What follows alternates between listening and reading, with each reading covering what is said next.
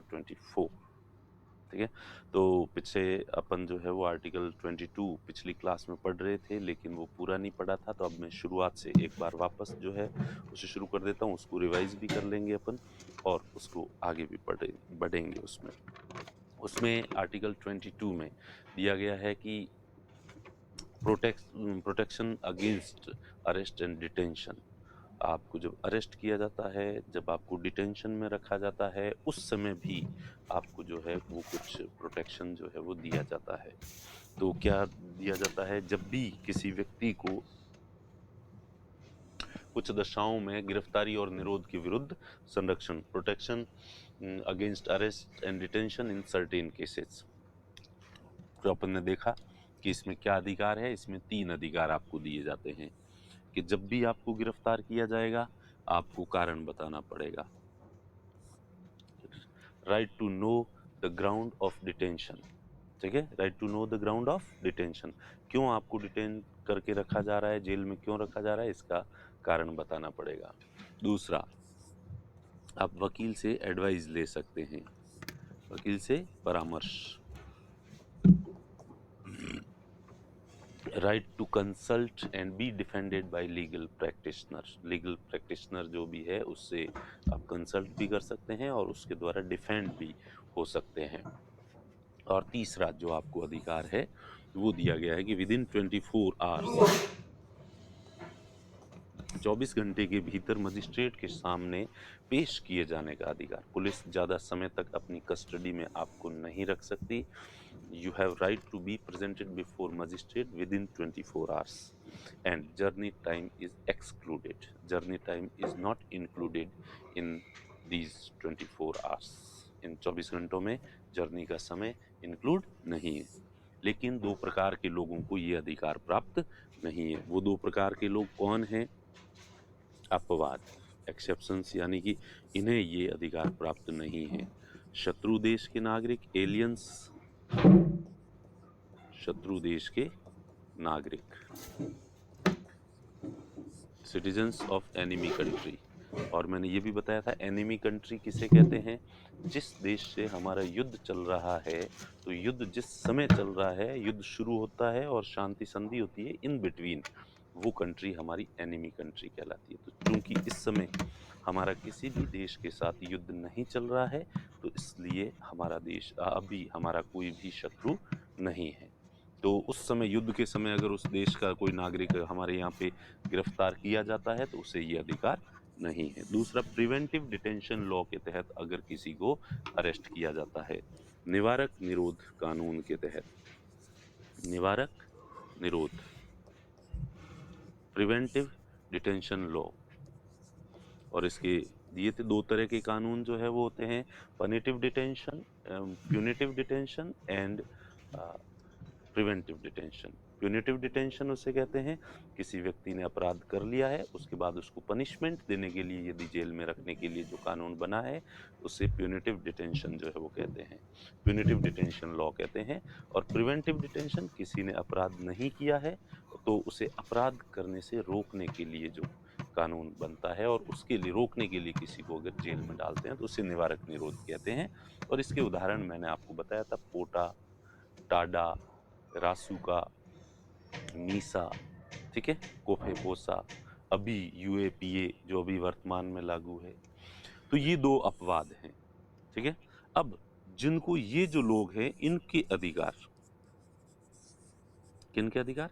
इनको तो कुछ भी अधिकार नहीं है, लेकिन प्रिवेंटिव डिटेंशन लॉ के तहत जिन्हें जेल में रखा जाता है उनको भी कुछ अधिकार दिए गए। इनको ये अधिकार तो नहीं है, लेकिन इसके अलावा दूसरे अधिकार दिए गए हैं। कौन सा अधिकार है? अधिकतम 3 महीने तक इनको जेल में रखा जा सकता है, और 3 महीने से आगे बढ़ाना है तो एक सलाहकारी बोर्ड का गठन करना पड़ेगा। कैसा बोर्ड? सलाहकारी बोर्ड। जिस सलाहकारी बोर्ड में कौन सदस्य होंगे? हाई कोर्ट के जज या उनके समकक्ष योग्यता रखने वाले व्यक्ति जो है वो इसके सदस्य होंगे। और अगर इनके सामने पुलिस जो है वो सारा सबूत, गवाह सबूत वगैरह पेश, एविडेंसेस वगैरह पेश करेंगे, और ये देखेंगे कि पर्याप्त सबूत है कि व्यक्ति को थोड़ा और आगे रखा जाना चाहिए जेल के अंदर, तो ये इसकी अवधि जो है वो बढ़ाएंगे। पहला तो ये। दूसरा है, इस व्यक्ति को भी एटलीस्ट डिटेंशन का कारण जानने का अधिकार है। इसे कारण जानने का अधिकार है। ये पूछेगा सर मुझे क्यों जेल में रख रहे हो, क्या गुनाह किया है या क्या गुनाह कर सकता हूँ, आपको मुझ पे क्या डाउट है। ठीक है, हाँ, लेकिन इसको कारण बताना पड़ेगा। लेकिन कारण बताते समय जनहित में सभी तथ्य बताना जरूरी नहीं है।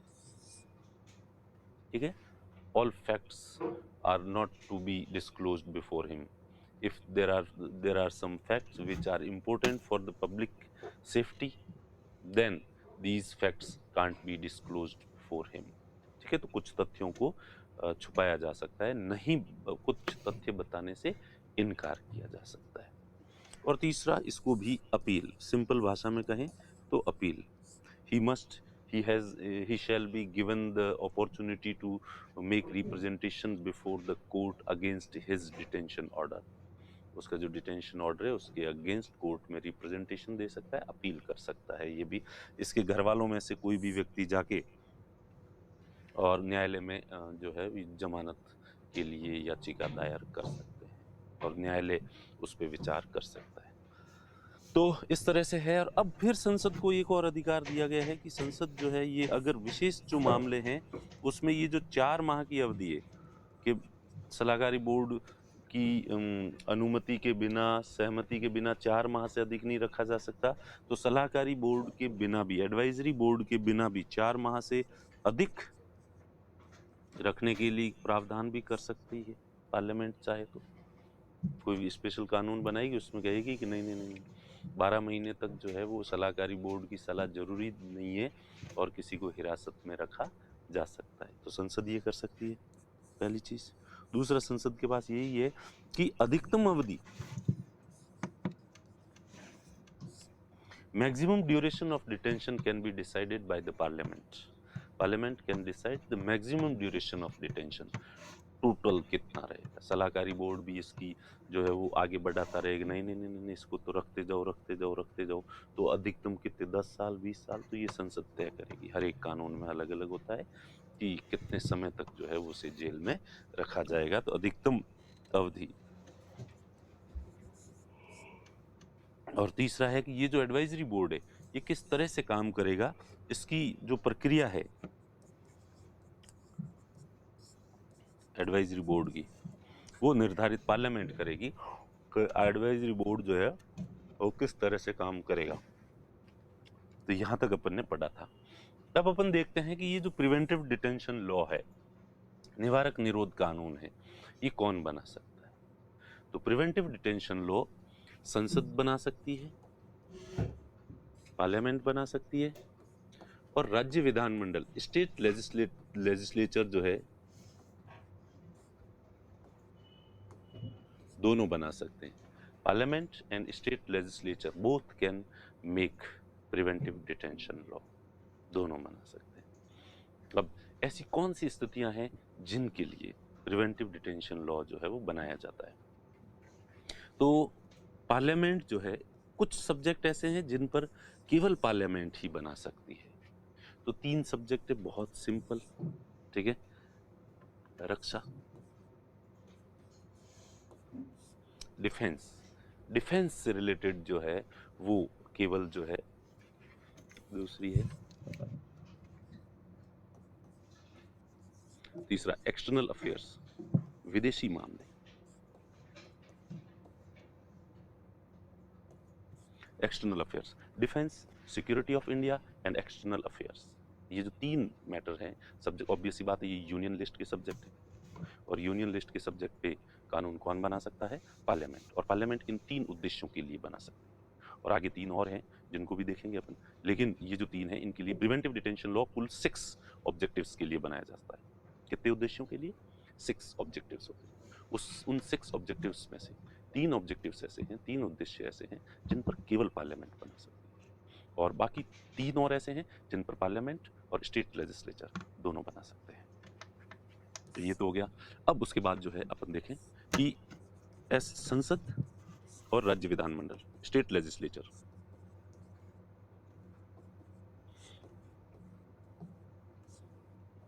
दोनों निम्न विषयों पर कानून बना सकते हैं। पर क्या बना सकते हैं? प्रिवेंटिव डिटेंशन लॉ बना सकते हैं, निवारक निरोध कानून बना सकते हैं। और ये कौन सा है? 3 क्या है? राज्य की सुरक्षा, यहाँ तो भारत की सुरक्षा तो केंद्र बनाएगा, और स्टेट की security, security of state, security of state पहला। दूसरा, लोक व्यवस्था, पब्लिक ऑर्डर, लोक व्यवस्था, पब्लिक ऑर्डर, जनता में जो व्यवस्था है उसको छिन्न भिन्न करने की कोई कोशिश करता है तो उसको रोकने के लिए, लोक व्यवस्था के लिए। और तीसरा है maintenance of essential goods and supply, maintenance of essential supply of goods and services which are essential for the community। ठीक है, समुदाय के लिए आवश्यक वस्तुओं व सेवाओं की आपूर्ति को सुनिश्चित करने के लिए, for the maintenance of supply of goods and services essential for community, community के लिए जो एसेंशियल है उन वस्तुओं की और उन सर्विसेज की सप्लाई को सुनिश्चित करने के लिए कानून बना सकते हैं। समुदाय के लिए तो लंबा चौड़ा है ये, समुदाय के लिए आवश्यक वस्तुओं और सिंपल में ये देखो, वस्तुओं और सेवाओं की आपूर्ति, आपके लिए जो गुड्स एंड सर्विसेज है इनकी सप्लाई जो आपके लिए बहुत अनिवार्य है उनकी सुनिश्चित करने के लिए जो है वो बनाया जा सकता है। तो मेरे ख्याल से ये तीनों अभी अभी याद हो जाने चाहिए आपको। डिफेंस और देश की भारत की सुरक्षा तो एक ही चीज़ है, ठीक है। डिफेंस के लिए यानी मिलिट्री वगैरह इनसे रिलेटेड कोई भी चीज़ हो तो डिफेंस, ठीक है, रक्षा, और भारत की सुरक्षा, सिक्योरिटी ऑफ इंडिया, और फॉरेन अफेयर्स, एक्सटर्नल अफेयर्स, विदेशी मामले, इन पे केवल संसद बना सकती है, इन पे संसद और राज्य विधानमंडल दोनों बना सकते हैं। तो आपसे पूछा जाए कि संसद कितने विषयों पर प्रिवेंटिव डिटेंशन लॉ बना सकती है, तो आप 3 मत कह देना, ये 6 सब्जेक्ट है। 3 तो ये जिन पे केवल पार्लियामेंट बना सकती है, और 3 ये जिन पे स्टेट लेजिस्लेचर बना सकता है और पार्लियामेंट भी बना सकती है। तो मेरे ख्याल ये हम किसकी बात कर रहे हैं? यहाँ पे हम प्रिवेंटिव डिटेंशन लॉ की बात कर रहे हैं। क्योंकि बात से बात निकली तो बात निकली तो दूर तलक जाएगी। अब अपन देखें कि अब तक कौन कौन से महत्वपूर्ण प्रिवेंटिव डिटेंशन लॉ जो है वो पारित किए गए हैं। तो अब एक बार वापस मैं पावर पॉइंट पे आपको जो है वो थोड़ा करवा देता हूँ, रिवीजन करवा देता हूँ। कुछ लोगों को गिरफ्तार कर मोटा डॉन होता था और पूरी व्यवस्था उसके हिसाब से संचालित होती थी, ठीक है। तो ये है प्रिवेंटिव डिटेंशन लॉ। मेरे ख्याल से इतना काफ़ी है, इससे ज़्यादा पढ़ने की ज़रूरत नहीं, इतना भी मैंने तो ज़्यादा बताया, वैसे इतने की भी आपके इतने की भी ज़रूरत नहीं है। तो अब अपन जो है वो नेक्स्ट